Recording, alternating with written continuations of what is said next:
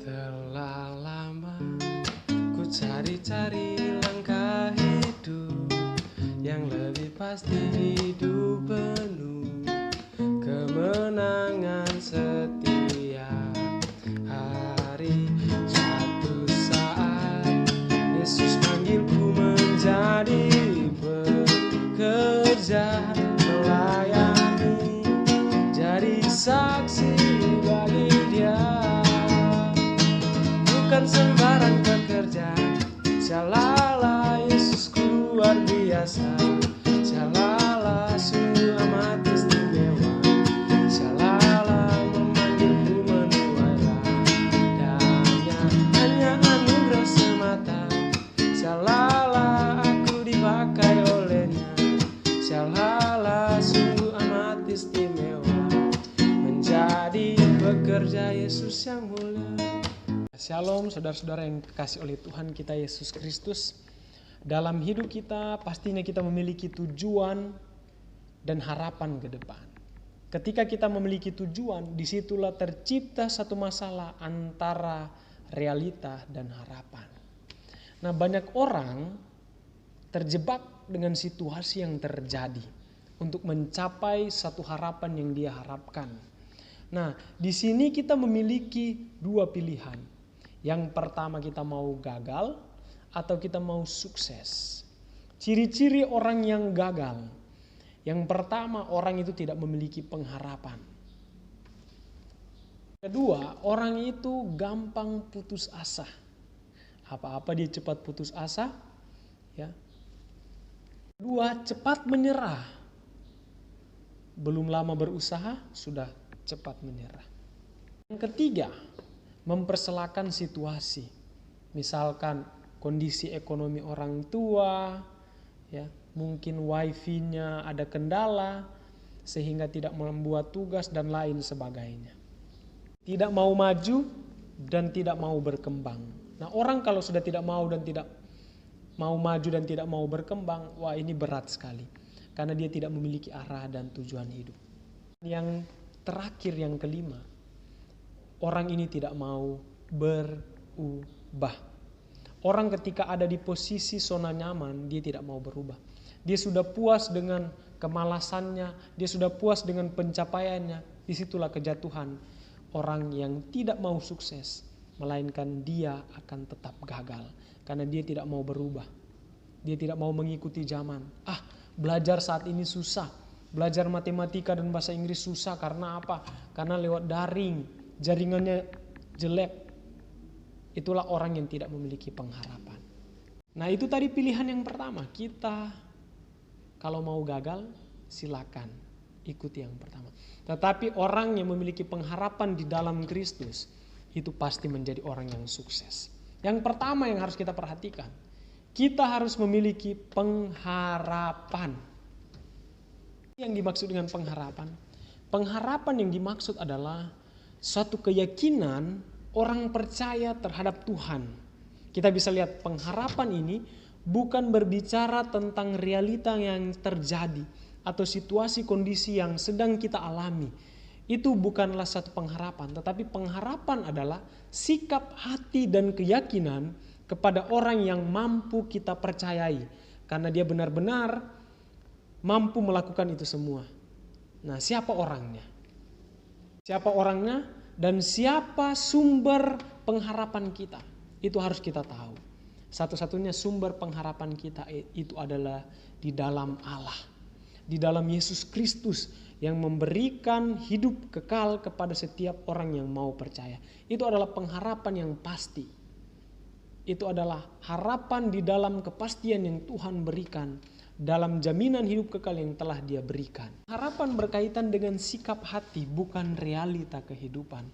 Keyakinan setiap orang yang mau mengikut Tuhan. Kita lihat ketika Abraham dipanggil keluar dari tanah Ur Kasdim. Tuhan berjanji bahwa dia akan menjadi bangsa yang besar.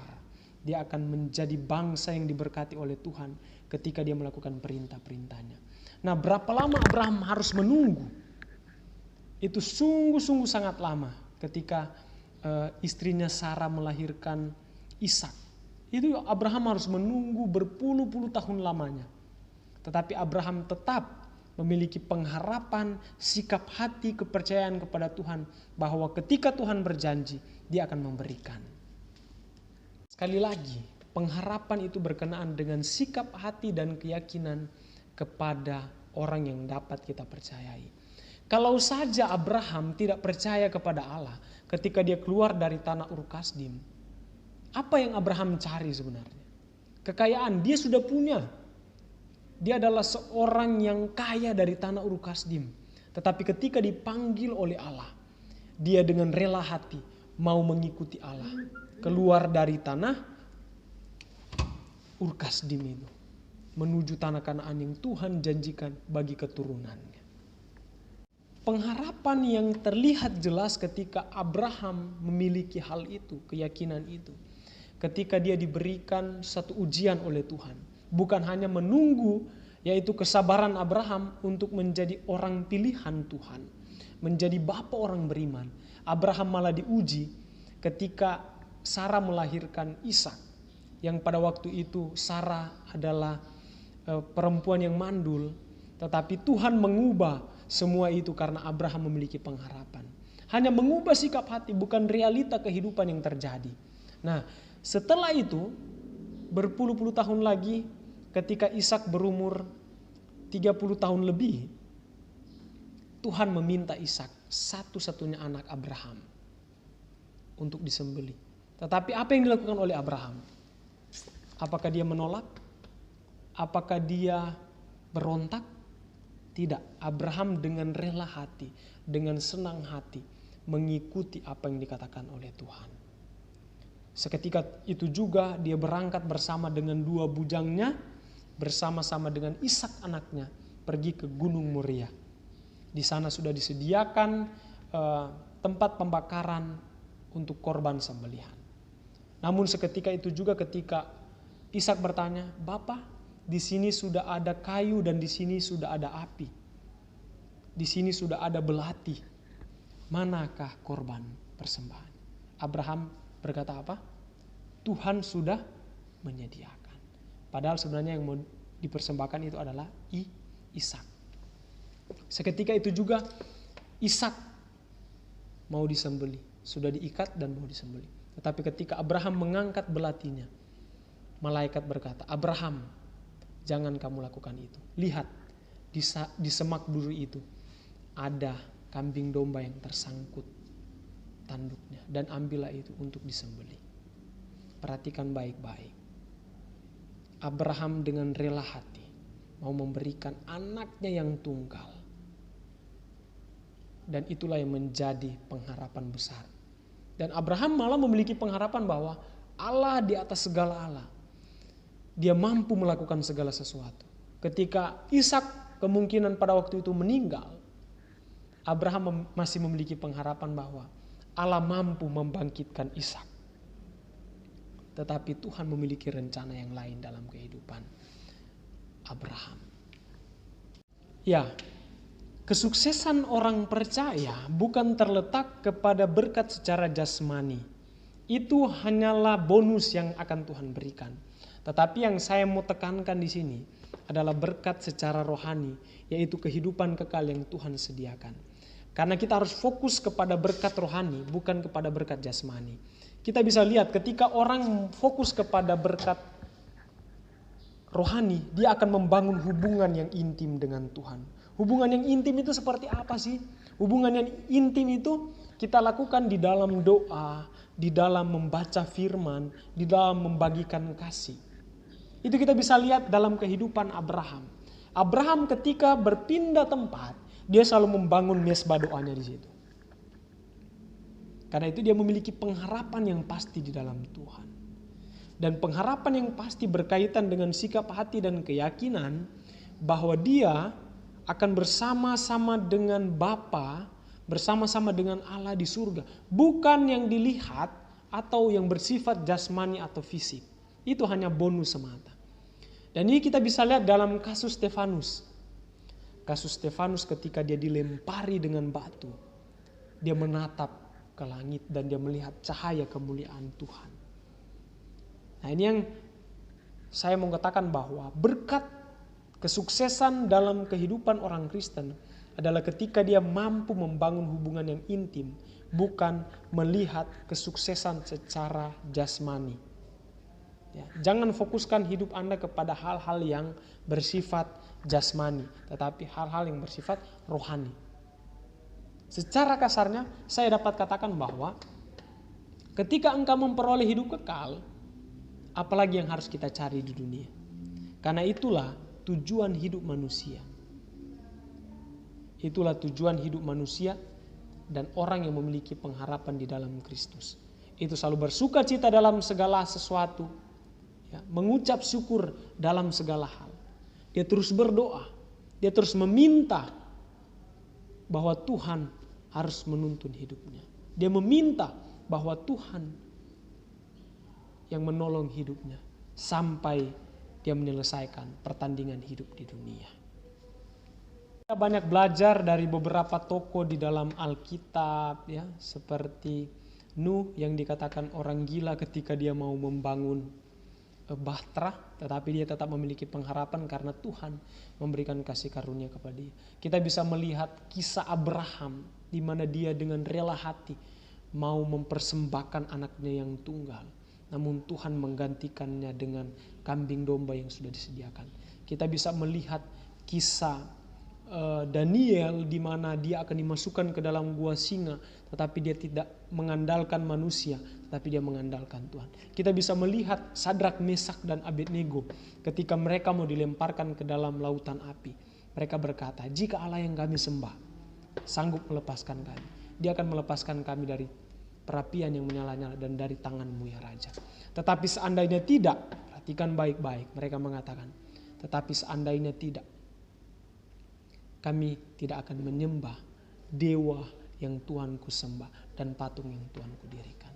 Di sini artinya, ini yang saya katakan bahwa keselamatan secara fisik itu hanyalah bonus semata. Keselamatan secara fisik hanya bonus semata. Tetapi keselamatan rohani ketika orang yang memiliki kepastian hidup kekal di dalam Yesus Kristus. Dan yang dapat memberikan hidup kekal itu hanyalah Yesus Kristus. Tidak ada yang lain. Kita bisa baca di dalam Yohanes pasal 6 ayat 47. Barang siapa percaya kepadanya, kepada Yesus, dia akan diberikan hidup kekal. Di dalam Kisah Para Rasul pasal 4 ayat 12 di situ berkata, di bawah kolong langit ini tidak ada nama yang diberikan kepadanya yang olehnya kita diselamatkan. Bahkan Yesus dengan lantang berbicara, kalau engkau menolak anak, engkau menolak aku, engkau menolak dia yang mengutus aku. Nah, terus Yesus juga mengatakan bahwa aku memberikan jaminan hidup kekal dan tidak ada seorang pun yang dapat merebut engkau dari tanganku. Itu adalah jaminan keselamatan yang Tuhan berikan. Fokuskan diri kalian kepada perkara-perkara yang di atas, bukan perkara-perkara yang di bawah.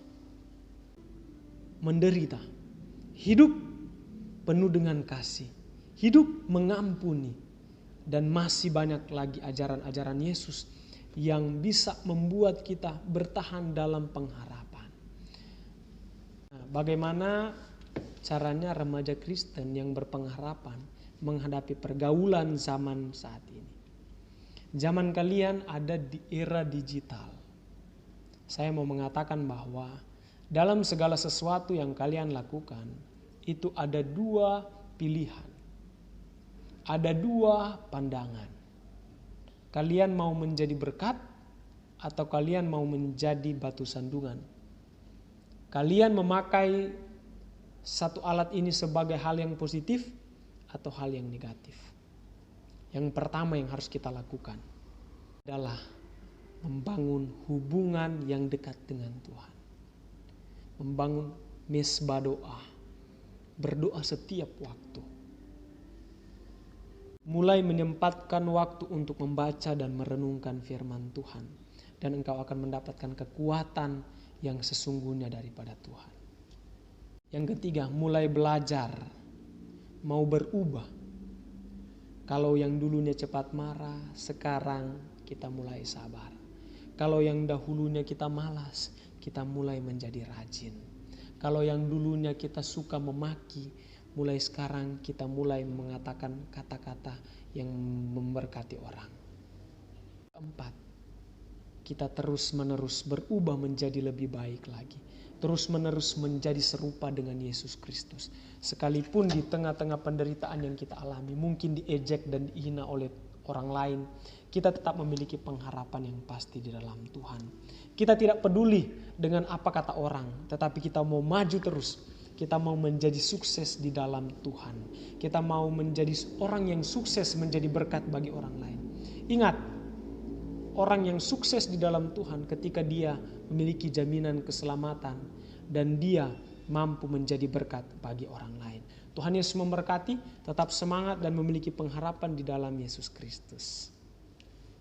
Kerja, Syalala Yesusku luar biasa, Syalala sungguh amat istimewa, Syalala memanggilku menuailah, hanya anugerah semata, Syalala aku dipakai olehnya, Syalala sungguh amat istimewa, menjadi pekerja Yesus yang mulia.